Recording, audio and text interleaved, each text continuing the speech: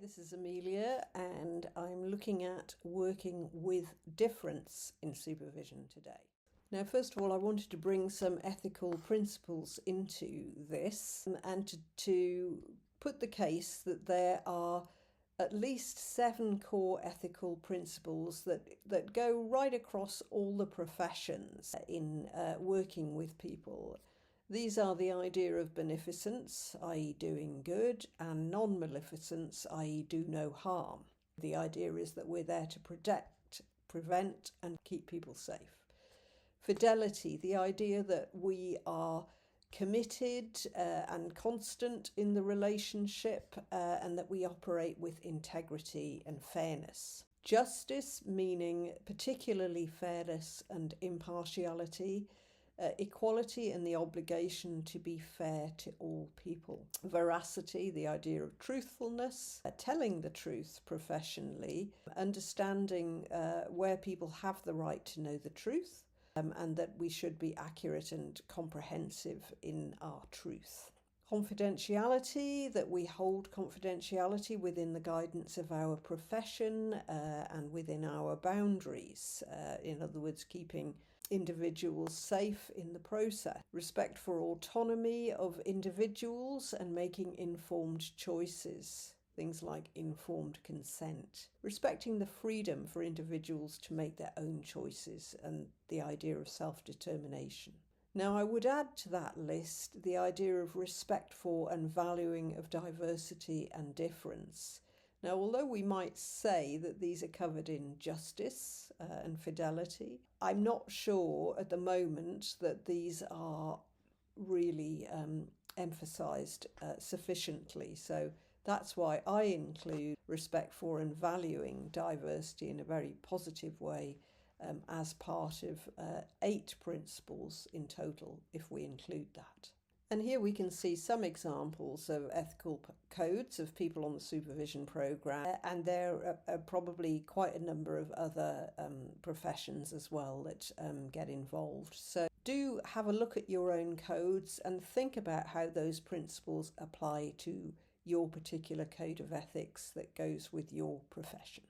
And we're bearing in mind 3 frames of reference in our work as clinical supervisors. So that is our own frame of reference, that of the supervisee, and that of the person that the supervisee is working with.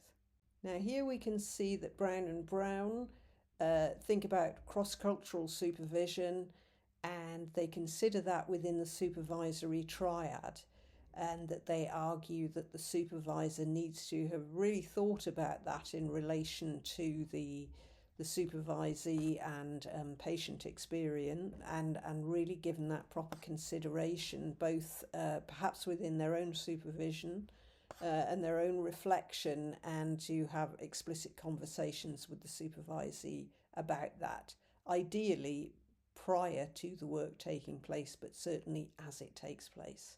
I think it's useful to think about oppression and what that actually means, and that probably we've all had experience somewhere in our lives of being oppressed, and something that might feel a bit more below the surface but is worth acknowledging is when we might have been ourselves the oppressor. And that's more challenging to think about, and we can relate that also to white fragility and other things like that. But it's well worth reflecting on for ourselves if we're to sort of work as conscious practitioners in this area. The other sort of debate there is the idea of a reformist model versus a fundamental rethinking kind of model, a more radical model, if you like. And when Phillipson was writing, that was pre-George Floyd, pre the Me Too movement, and I think that most people would probably argue now that a more fundamental rethinking kind of model is the way forward. Worth again thinking about this in the supervisory dyad/triad, about the role power, the cultural power and the personal power. So thinking for ourselves as supervisor, what kind of role power have I got here? What's the sort of personal power that I might have in terms of my own expertise as well? And also, am I of the dominant social and ethnic group? So, how does my power add up?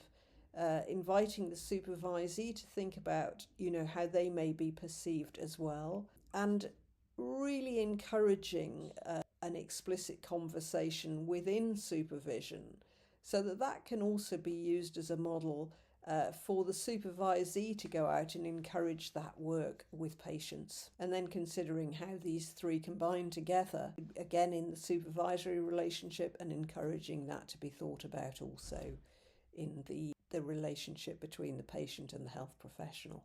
I think this is a very good quote about racism being traumatic to all of us that are exposed to it, causing different types of harm to different groups, and is deeply embedded throughout our society and culture. So post George Floyd, the thinking has definitely been about how racism is harmful throughout society, and not just harmful, say, to black and brown populations, but actually harmful to white populations as well. It's harmful for everyone. And how are we going to go about addressing that? So some key issues.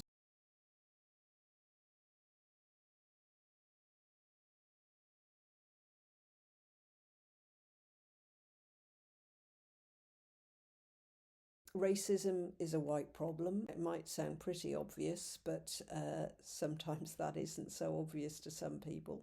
Tolerating being uncomfortable, what do we mean by that? Well, that kind of appertains to white people really having to listen and think about the areas where they have certainly committed great wrongdoings in the past, and even in the current situation, there's still lots of research to indicate that there's a lot of prejudice still around. And if somebody is genuinely wanting to change that, then they need to sit and hear the stories and the issues that are facing black and brown people and consider genuinely how to address them. And that can be pretty uncomfortable, hearing some of the stories that are around. And that kind of relates to the idea of white fragility, and that what a lot of people have experienced in the past, black people, is when they do bring up issues that are sensitive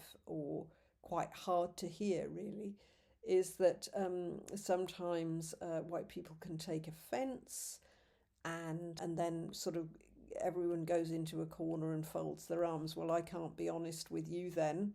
And the situation becomes more difficult. So that's where that sort of tolerance comes into play. The idea, as mentioned in a previous slide, really in a different form of words, but no one can be truly free until this is resolved. So the spiritual leaders of the day would now argue that, and I think most people would agree with that.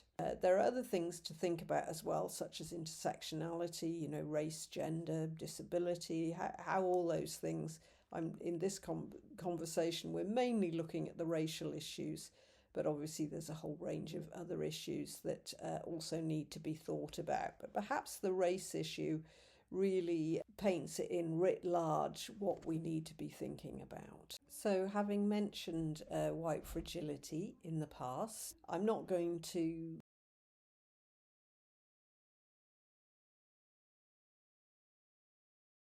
and think about them because I've got a number of presentations in this area. So without being repetitious, but having a look at the main points that the rest of this presentation brings out in your own time, and giving that proper consideration. Thank you. So tolerating being uncomfortable, what does that actually mean? So when Emmanuel Acho recorded a series on YouTube, Uncomfortable Conversations with a Black Man, he asked a range of interesting questions to white people who were willing to come into the studio and talk to him. So he had a number of people come into the studio, people from a mixed marriage, the local police department, and a group of policemen there, and some religious leaders. So he had a number of conversations over a sort of short series, which is well worth watching. And he put some questions out to the members of the group, and they really think about it. And basically what he sort of came out with was that the only way to change is through exposure, education, compassion and empathy. Know what you're standing for and why. And there is a short conversation between Emmanuel Acho and Barack Obama, which is an interesting conversation to watch.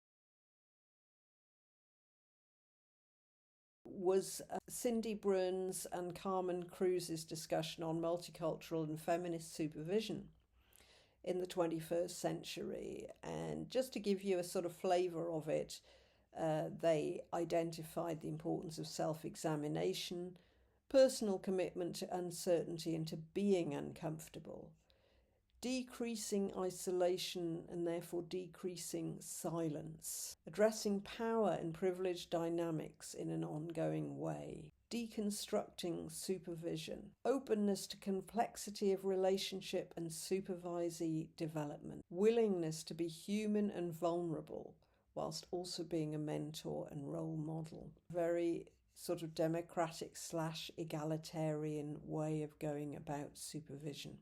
So coming to the conclusion of these set of slides, really, there's no great mystery to this, but it is hard work. So the idea of taking a person-centered approach, treating everyone on a case-by-case basis, everyone's individual. We can't draw generalizations. We want to treat people appropriately and sensitively and ask them questions if we're not quite sure of what's going on there, with respect in a way that is meeting their needs, recognizing people's preferences and choices, being flexible and offering choice where we can, trying to ensure, I feel slightly cautious when I see ensuring people are not discriminated against or treated unfairly, because I kind of always feel that that's slightly inevitable. It's not a perfect world, but we want to do our best to avoid that. Advancing equality through our own actions and complying with Equality Acts and Human Rights Acts and all the updates that go with them. And getting into the supervision room itself, the key is for the supervisor to ensure that the practitioner recognises each situation is unique and appreciates that any generalisations made about clients has the potential to produce bias and resistance. It's always helpful to research another's culture and not to assume that we know it. So that's the hard work bit there, where we do have a client, they're from a particular culture, and we need to know about it and get to grips with it. And therefore that means we need to go out and do a bit of research about it. And that the practitioner and the supervisor must work to assist a client in their own culture, in contrast to perhaps what might be the dominant culture. So that requires some careful thinking and sensitive thinking. So supervisors should really be alert to uniqueness, difference and diversity in clients, and it might not be that obvious. So I'm thinking of a situation now where I run a group and I'm thinking that age is an issue, for the group. The age of members is right across the range, really, and it needs to be talked about.